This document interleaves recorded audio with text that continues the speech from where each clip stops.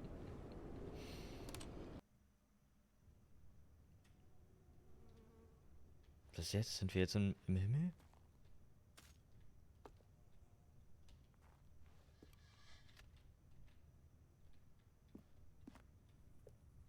Schön, dass wir mal ein bisschen Tageslicht sehen. Aber mehr auch nicht. Oh Gott. Scheiße.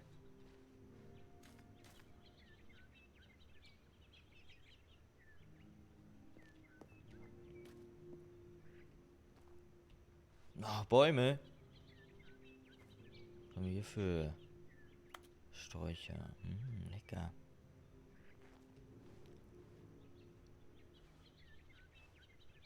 Was die Uhr?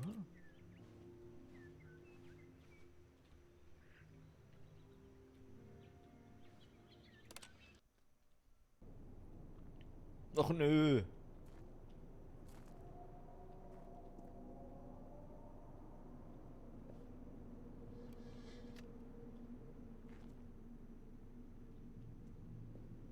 Hier will ich nicht bleiben.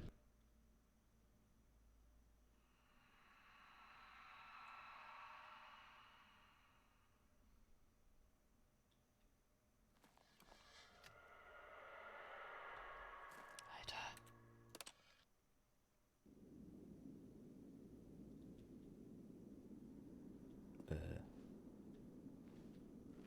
Warum ist hier alles so schräg?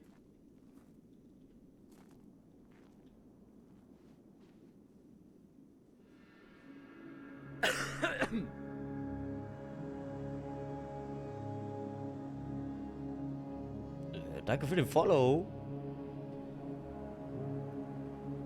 Hanna.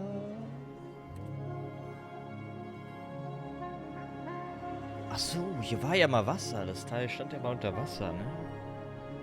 Oder so.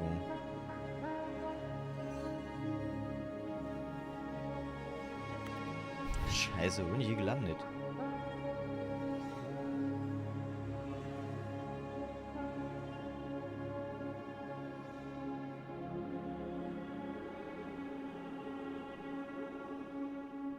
War ich so lange weg?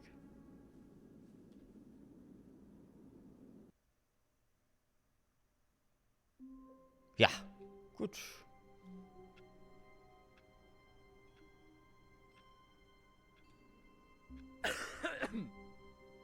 Das, da scheint ja alles normal zu sein.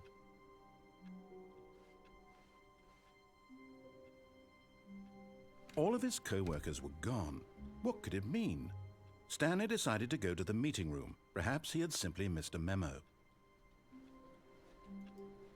No matter how hard Stanley looked, he couldn't find a trace of his co-workers.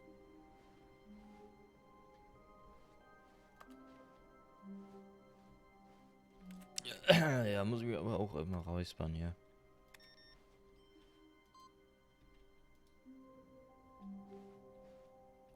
Habe ich was passiert, wenn das hier mal voll ist, der Balken, aber...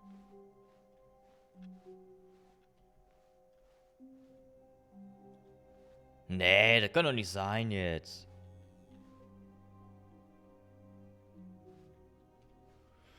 Oh je, na gut. Oh good, you notice my sign. Ja, ja, das yes, ist... I have something very exciting to show you. Aber bitte nicht wieder so ein Raum, ne? Also es war dann auch genug. Irgendwie.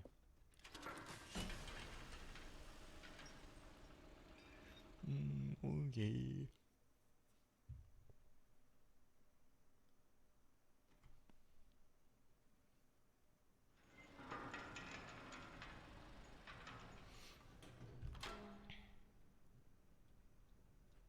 Okay. Ein Fahrstuhl. You see, Stanley, I've been reflecting on the Stanley parable and about how roundly disappointing this ultra-deluxe version has turned out to be. The original Stanley parable was a landmark, and any new content for it should live up to that legacy. So forget this ultra-deluxe nonsense. I say we take it one step even further. Which is why I'm very proud to announce for the first time ever, the Stanley Parable 2. Was?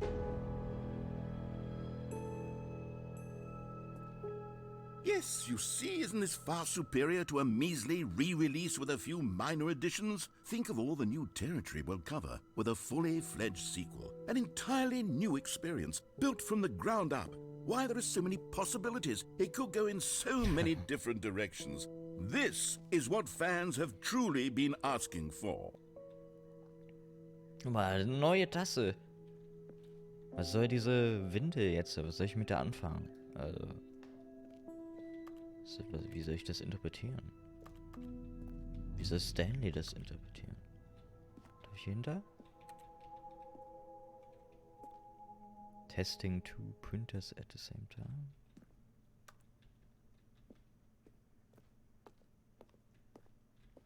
Ja. Calling it the Stanley Parable 2 is just so much catchier than Ultra Deluxe, don't you think? Ultra Deluxe? What does it even mean? But the Stanley Parable 2, now that's an artistic statement right there. It's future-oriented. It screams progress and innovation and long-term franchising potential. Ja, die 2 ist auf jeden Fall sehr präsent.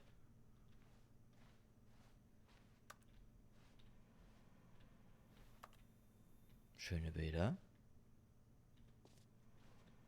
Haben wir hier stehen?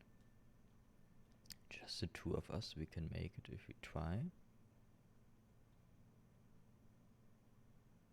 Ist das nicht ein Song?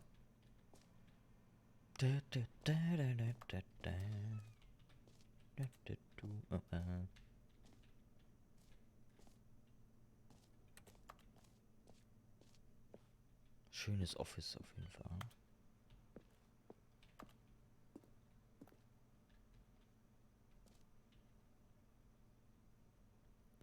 Mhm. New Hotness. Ah ja, okay. Die rote Sektion ist die coole, ne? Das sieht man aber auch. Ah, ich komme da nicht ran.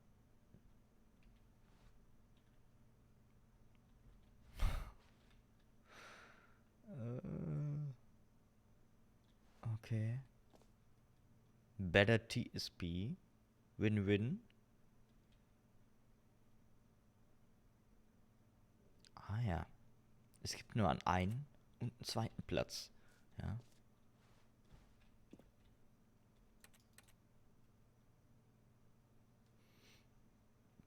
Logo-Ideas. Ja, schön.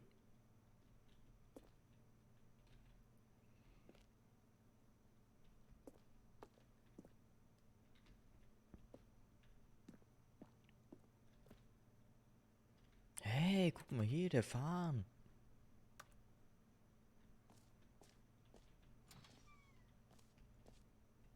Ne, 2 Leute am einen PC. Now, to be clear, I haven't quite nailed down what exactly the Stanley Parable 2 is going to be, but let's take a look at some of the features I've been developing for it. I figure that if I can loosely organize a handful of interesting concepts, that surely the game will sort of naturally spring up around them. It'll all work itself out. Game development is much more of a fuzzy magic than anything scientific or logical, really. Okay. Secrets are good. Portal 2, Half-Life 2. Doom 2, Dark Souls 2. Aladdin 2. Return of Jafar.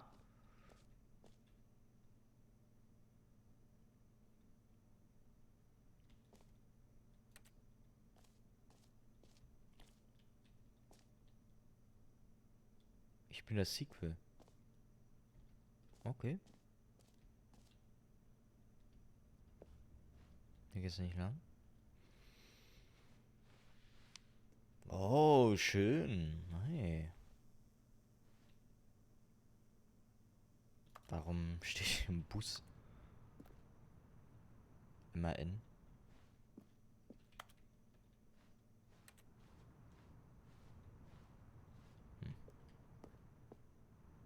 Wir nehmen einfach mal die Stage hier an, ja.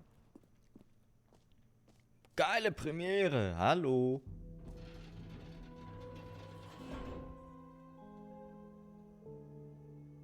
Here we are. Go on, try out some of the new features. Boah, das ist so viel. Button that says the name of the player that's playing the game. Ich will meinen Namen hören. For the Stanley Parable 2, I asked myself, what do players really want? Das And wollen of die course, Spieler haben. the first and most obvious answer is that they want to be individually recognized and validated as people. So with that in mind, my first addition to the game is this button which speaks the name of the person Da bin ich jetzt playing the gespannt. game. Isn't that wonderful? Too small, too big. Ja, die Evolution der Knöpfe.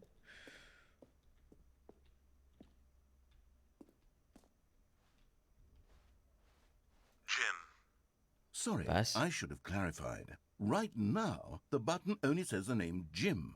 But of course, in the final game, this button will say your name, whatever name that is. Here, let's have you role-play as Jim to really simulate the full experience of this feature. Just play along. I promise you'll love it. Okay, here we go. Let's take Okay. a deep breath, clear your mind, forget whoever you are, and simply become a person named Jim. Ich bin I want you to imagine yourself living as Jim, sleeping and waking as Jim, falling in love and being heartbroken as Jim, seizing all of the world's possibilities as Jim, and as Jim watching your dreams crumble into dust. Do you feel it deeply? Are you really, truly Jim right Ich bin now? Jim. If so, then please step forward and press the button. Geil! Yes, you see? Geil. What a thrill, what a rush. That was you. The button described you. Do it again, do it again. Oh, Das ist it krass. hits even harder the second krass. time. If this were the only new feature in the Stanley Parable 2, it would still be worth Yeah. the money.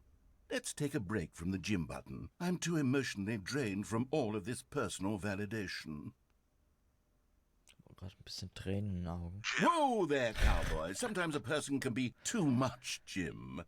I'm putting the gym button away. Och, komm. Otherwise, soon you'll start to lose all sense of who you actually are. Scheiße. Jim, Leute. Ja. Ist ein geiles Feature, würde ich gerne haben. Dafür zahle ich auch gerne 20 Euro.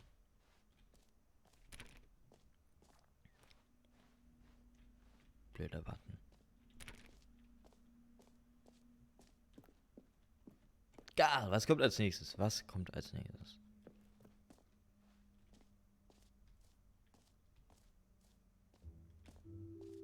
I suppose I could allow only people named Jim to play the Stanley Parable 2. That would actually save me the work of finishing this feature. Ja, na klar, warum nicht?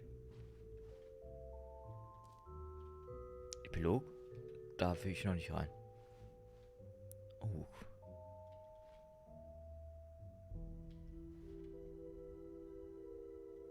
Okay. Alles in Rot. Wieso habe ich Störgeräusche?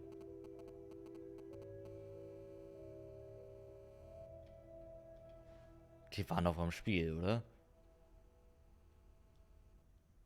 Updated way, traced more, the same, but in a good way.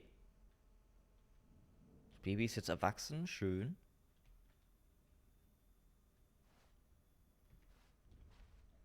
Der Knopf, der den Namen des Spielers nennt. Okay, Sprungkreis und endliches Loch.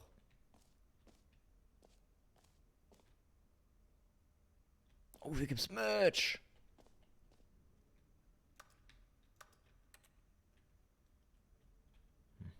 Kann ich nicht kaufen.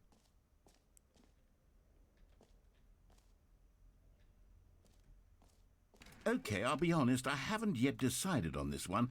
I think that in the new version, the office could use a bit of decoration, like balloons. But I'm undecided on Get Well Someday and Happy 12th Birthday. Which would you go with?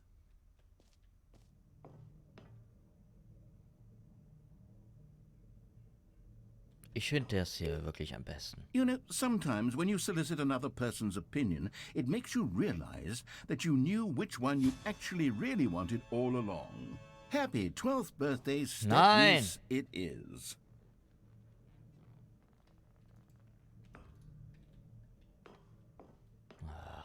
Komm.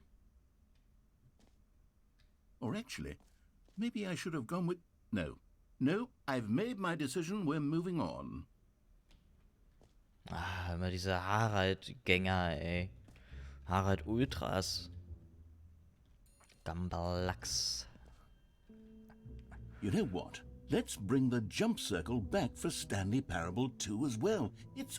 Oh, wait. Ich hab keine already Sprünge spent mehr. all your jumps the first time we saw the jump circle.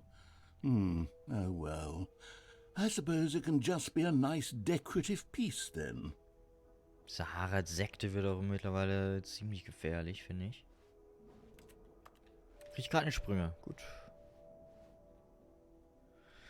Ah,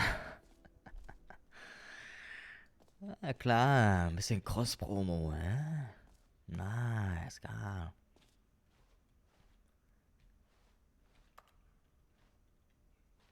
Infinite Hole. Collectibles A9.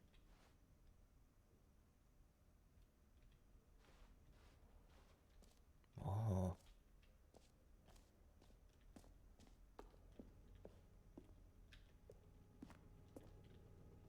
Ja, ich will was sammeln. Ah, collectibles. Now it's a real video game. In the Stanley Parable 2, you'll run around gathering up these miniature Stanley figurines. And what's truly innovative is that there will be no reward for collecting all of them. I Ja, don't want to geil. stifle the intrinsic joy of watching a number go up. You simply collect all of them, and then you move the hell on with your unremarkable life.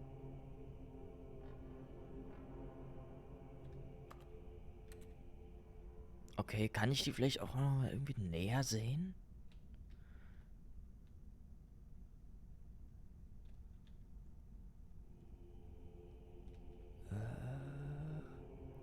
Gib sie mir.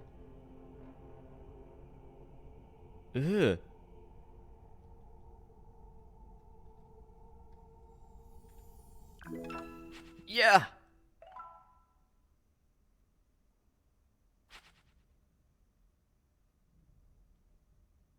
Ja gut. Hallo? Oh. Ja.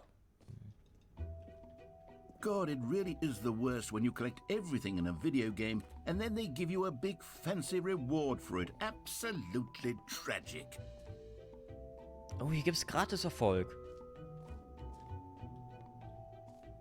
So, hier muss ich mitnehmen. Pull the lever, receive your new achievement.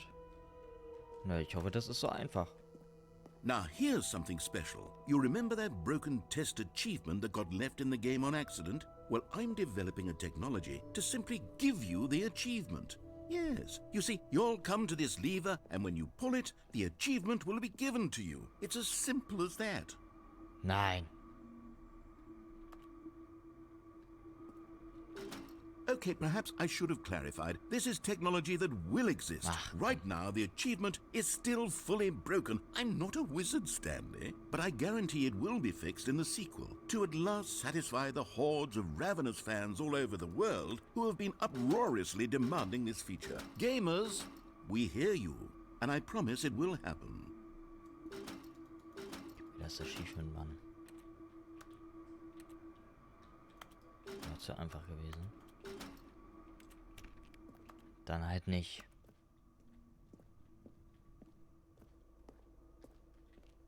Naja, bis jetzt Vorstellung ziemlich lau.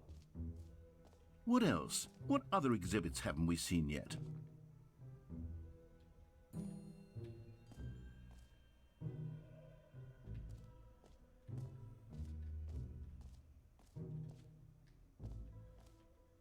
Ach so, von hier kommen wir. Ich mache mal einen Screenshot. So.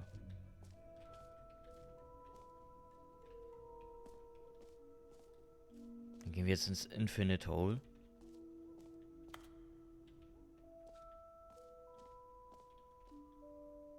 Ah ja, okay. Okay.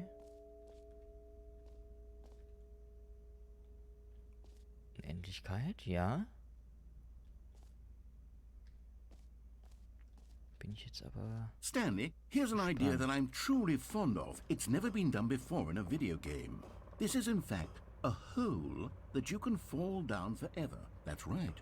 Infinite falling. Wann höre ich You can auf? fall until the end of time, if you like. A stunning leap forward for video games as a medium.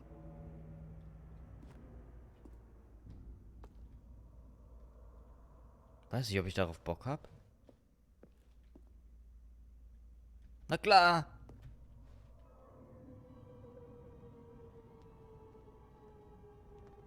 You see, isn't it wonderful? One of my more ingenious concoctions, if I do say so. Now then, since you've gotten to see the infinite hole, you can press the teleport button to pop back up to the top, and we can continue onward. Now, I don't mean to be a bummer, but I do recommend you use the teleport button to go back to the top. Maybe do it on the sooner rather than later spectrum of things.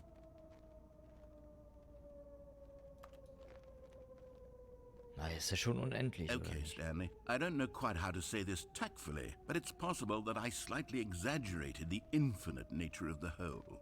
Is it a very, very deep hole? To be certain it is. It's an extremely deep hole. I don't want anyone to say that it isn't an astonishingly deep hole. It is. Is it infinite? Well, that sort of depends on your definition of infinity. From one perspective, the infinite is merely philosophical in nature. It's more of a... Okay, well, good for you. You found the bottom of the hole. You found me out, Stanley. I'm a liar and a cheat, and you're so clever. Look, I think the issue here is just that you're unusually fascinated by falling. What normal person actually wants to fall infinitely? I figured the hole was as deep as anyone would actually need. Don't you put this on me. Maybe you're the problem. Look, things got a little heated there. I think we both said some things we didn't mean. Why don't we just put all this behind us and agree to just call the hole mostly infinite?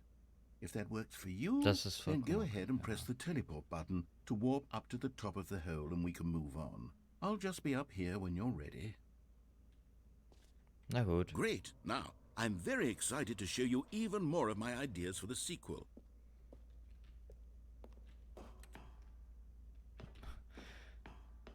Sehr gut. Direkt korrigiert.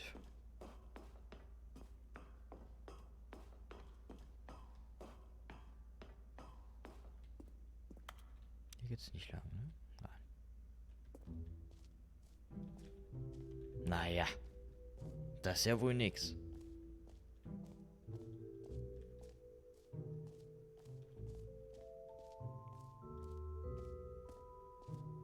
Ja, moin, hallo. Grüß dich.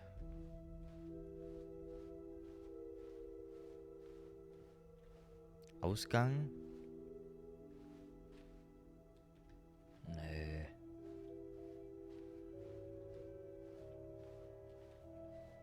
Da hinten war auf jeden Fall noch.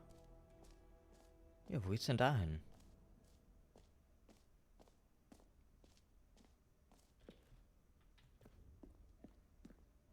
A common complaint of the Stanley Parable was that it was confusing and paradoxical, that it engendered a chaotic sense of reckless despair in those who played it. Well, I'm happy to say that after much consideration, I've engineered a clever solution to this fundamental problem with the game.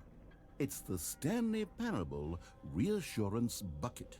You see, Stanley, anytime you're holding the bucket, a sense of calm and ease will fill your mind and your heart. It's true. As long as you hold on to the bucket, the many disorienting contradictions of the Stanley Parable will feel perfectly normal and perhaps even comforting.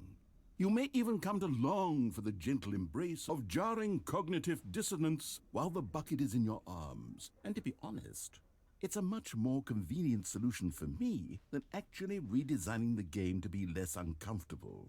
Can you imagine what a pain in the ass that would be? Yes, the bucket is the perfect solution. Come on. Ja, ich würde es gerne ausprobieren.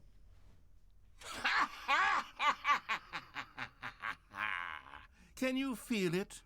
The glow of comfort, even in the face of crushing despair, must already be sweeping through your body. And in fact, can I say that I do believe the bucket lends you an air of charisma as well?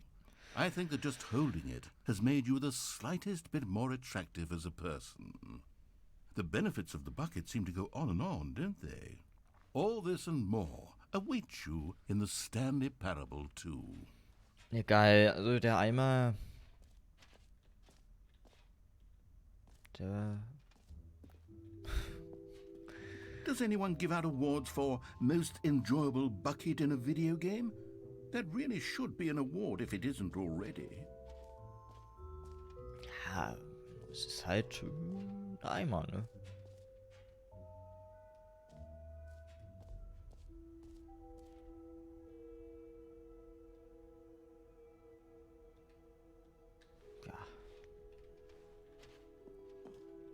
An epilogue would be fun, wouldn't it, Stanley? Yes, it would go at the end of the, well, we'll figure that out later.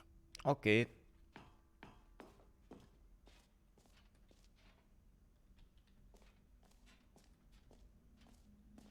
Was haben wir hier noch? Einstellungen. Was? Einstellungen Weltmeister? Größtenteils ein ähnliches noch. Gratis Erfolg. Den Erfolg gibt es nicht, hallo.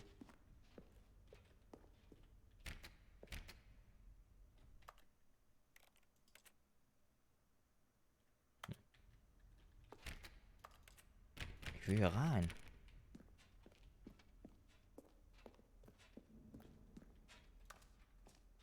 Dann halt nicht.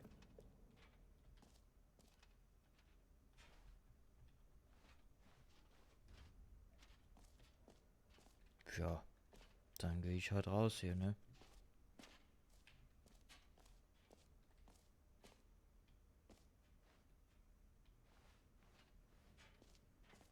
Bleibt mir nichts anderes über.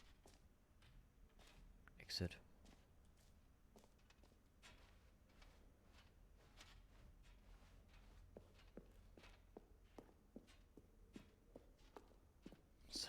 All right. Have you seen everything you wanted to? Ready to move on now? Ja, klar. Ach du Scheiße.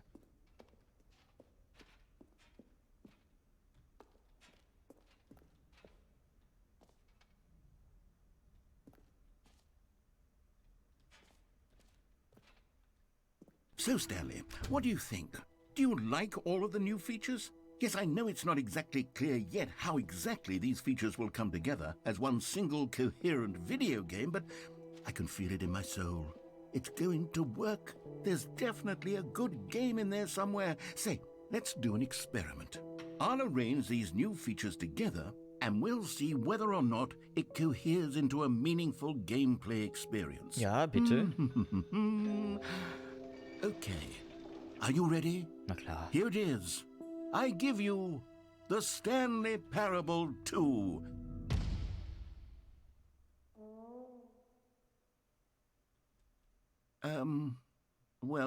I mean, there's potential here, right? It's sort of... Okay, never mind. Hold on, let me do a different arrangement. Okay, yes, this is much better. I feel good about this. Here we go. Version 2. Who am I kidding, Stanley? This isn't a coherent video game at all. It's a lot of gags. And I do very much enjoy creating gags, but they don't add up to anything.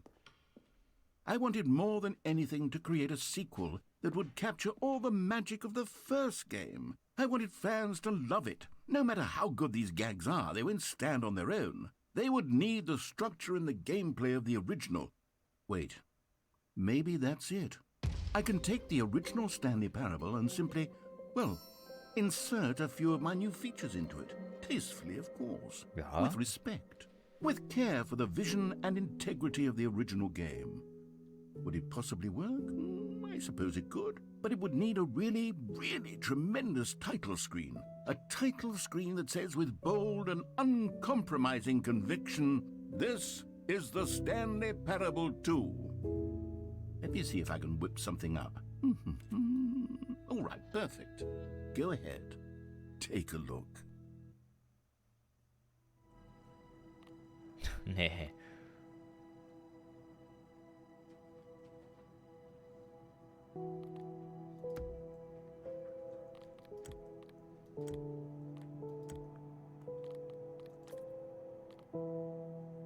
Das ist der zweite Teil, ja? This is the story of a man named Stanley. Stanley worked for a company in a big building where he was employee number 427. Employee number 427's job was simple. He sat at his desk in room 427 and he pushed buttons on a keyboard. Orders came to him through a monitor on his desk, telling him what buttons to push, how long to push them, and in what order. This is what employee 427 did every day of every month of every year. And although others might have considered it soul-rending, Stanley relished every moment that the orders came in, as though he had been made exactly for this job. And Stanley was happy. And then one day, something very peculiar happened. Something that would forever change Stanley. Something he would never quite forget. He had been at his desk for nearly an hour when he realized that not one single order had arrived on the monitor for him to follow. No one had showed up to give him instructions, call a meeting, or even say hi. Never in all his years at the company had this happened, this complete isolation. Something was very clearly wrong. Shocked, frozen solid, Stanley found himself unable to move for the longest time. But as he came to his wits and regained his senses, he got up from his desk and stepped out of his office.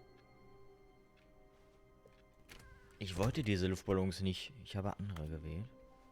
All of his co-workers were gone. What could it mean? Stanley decided to go to the meeting room. Perhaps he had simply missed a memo.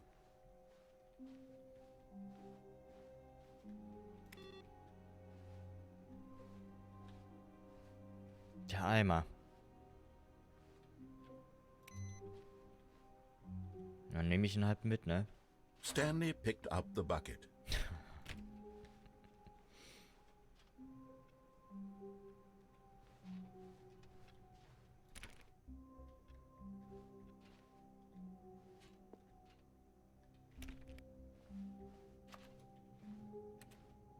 Stanley clutched the bucket tightly to his chest and entered the door on his left. This was not the correct way to the meeting room, but Stanley had felt the bucket calling to him, telling him that the employee lounge was simply the place to be. And here it was. Had the bucket turned out to be correct? Was this better than the meeting room? Yes, Stanley thought to himself. Yes, perhaps it truly was. Das ist How ein schöner insightful Raum. the bucket turned out to be.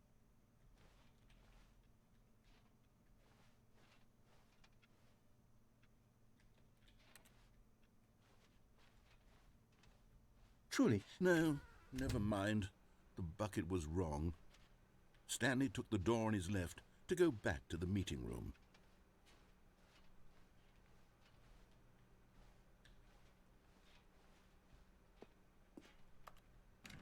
No, Said the bucket. Oh Gott. don't go to the meeting room. Go somewhere else. The cargo lift, yes. Go there. Go to the cargo lift. Okay.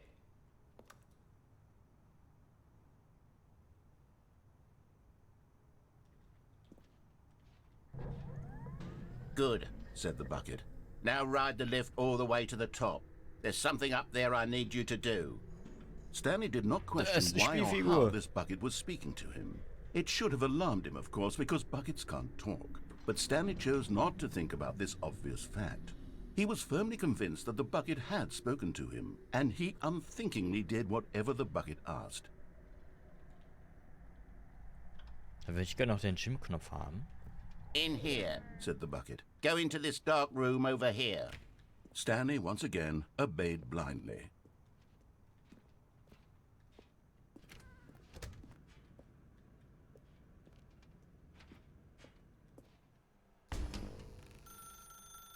Now pick up the phone. Said the bucket.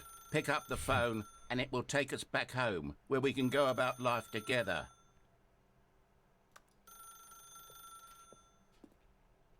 Whoa, hold on. Why did you unplug the phone? Oh.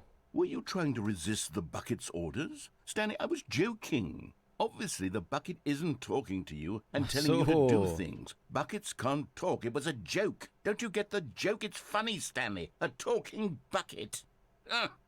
Can't you see? Oh, goodness. I must have really bungled up the delivery if you actually took me seriously. Ja, Where ich did I mess dachte, up the der joke? redet. Should I have paused for longer or spoken quicker? Comedic timing is so difficult. I wish I were better at it. But there isn't exactly an instructional video on comedy that one can watch to fully... Oh, wait, yes, there is. It's sitting right here. Let's take a look. What is comedic timing? What is comedic timing? How does it work? How long should it last? How can it be used to effectively silence your political enemies? And more importantly, can it be taught in its entirety within 90 seconds? Thankfully, the answer to all of these questions is yes. Let's dive deeper. If you've ever told a joke or made someone laugh, in all likelihood, you did it while standing 50 to 80 centimeters from them in a room of no more than 76 degrees Fahrenheit, with one of your arms raised straight upward at a 15-degree angle from your body. These are the optimal conditions for good comedic timing. To begin the joke, start by stating and spelling your name. Next, provide a brief synopsis of the joke, including the specific times at which the recipient of the joke will laugh, and then spell out your name a second time. With these steps complete, it's time to begin the humor. Ach so, Speak the entire joke in no more than 18 seconds and no less than 13 and a half, pausing only for bathroom breaks when necessary. When the joke has concluded, it is customary to inform your listener that the joke is over by declaring in your loudest possible voice, "I'm Dunny with the funny." Let's practice screaming, "I'm Dunny with the funny" now. I'm Danny with the funny. Hallo. Good. This saying is a perfect example of expectations management, which is the cornerstone of good comedy. Finally, it's time to hand out surveys. Collecting hard data from your audience on how rapt they were throughout the joke is the only way to grow or learn as a comedian. An effective survey should be no less than 10 pages long and should include the same question reprinted several times, just to ensure the survey taker is actually paying attention and not simply filling in answers at random. And that's all there is. With these strategies at your disposal, you'll have audiences doubled over in laughter and even tripled over in laughter in no time at all. Just remember to let them stop laughing at some point, you gut-busting little scamp. After all, we're each of us needed on the front lines of the war to fight the 12-legged invader who threaten our very existence, and who very likely die in a hailstorm of bullets and mandibles. All of us must be prepared to give our lives to this noble cause, just as our children must do after us, and their children after them. Godspeed, and may Earth reign supreme. Hey, goodness, this video is a little outdated, isn't it? Well, no matter. I think the fundamentals of proper comedic timing are still as relevant today as they were back then. Definitiv. So with that in mind, I believe the only way forward is for us to return to the two doors and walk through all of this again, so I can try telling my story with more appropriate comedic delivery. Come along, let's head back.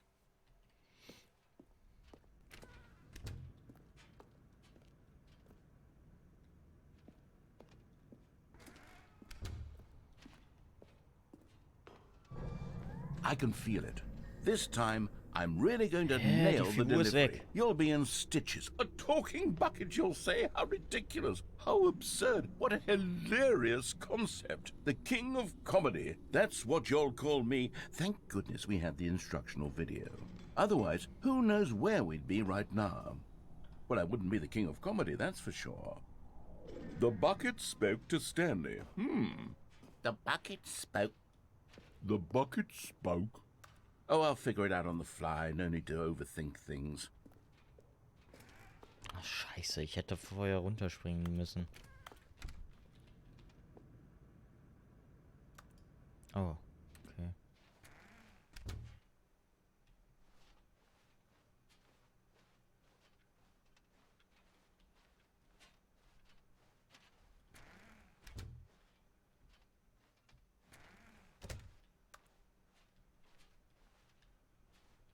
Gut, also der Eimer bringt mir auf jeden Fall Zuneigung. Here we go. You ready?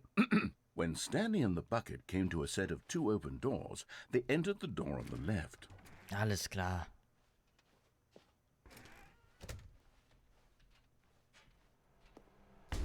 What? We're back at the nicht phone das already. Telefon. No. What's going on? There was supposed to be several rooms leading up to this. There was supposed to be a build-up to this point. A dramatic display of remarkable comedic wit which culminates in this scene with the phone. But now the timing's completely off. The joke will never land. Well, not the way it was meant to. And it's all my fault. I must have forgotten that the phone room comes immediately after the 2 doors room. What an egregious mistake. I've made a fool of myself. I don't deserve the title of King of Comedy. I'm nothing. I'm not even the lowliest joke-telling whelp. I think I need to go back and rewatch that instructional video again. Yes, surely that will help me improve my... Here we go. You ready? When Stanley and the bucket came to a set of 2 open doors, they entered the door on the left.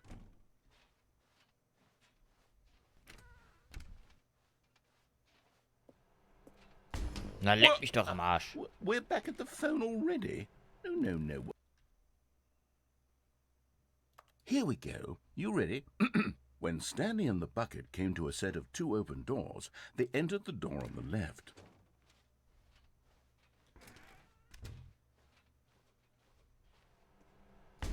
What? We're back at the phone already? No. Here we go. You Mein ready? Gott, da geh ich ja nach When links. Stanley and the bucket came to a set of 2 open doors, they entered the door on the left. No. You were supposed to go through the door on the Nein. right, leading back to the phone. Did you not even look at the instructional video? I think this is all covered very clearly. There's no way I can make the comedic timing work now. It's done. The joke is completely done and over. It's all your fault, Stanley. I'm going to be ridiculed in the community of other joke writers. I'm going to be shamed at every one of our meetings from now on. All because you couldn't watch a simple video and take a hint. Are you proud of yourself for bringing me down, Stanley? Are you proud? Stanley, you love the bucket so much it's like you... it's as though all of your other most prized possessions pale in comparison. Yes. Well, let me try that again, Stanley. I heard that you are pale with shame over how unabashedly in love with a bucket you are. No? Still not? Is it the delivery? Pale with shame. Pale with shame? Pale... What's another word to describe a bucket? Stanley, this bucket is so metal. I think I saw it playing guitar. No. We're getting away from making fun of Stanley's obsession with the bucket, which was the whole point of this. I'm no good at these jokes. Stanley. I need more instructional videos. That's exactly what it is. That's what will make me the king of comedy again. More instructional videos. Let's see.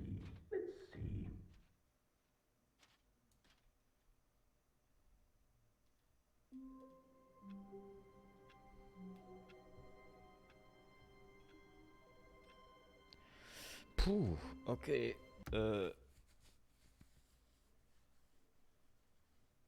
Fortsetzung ist jetzt pausiert.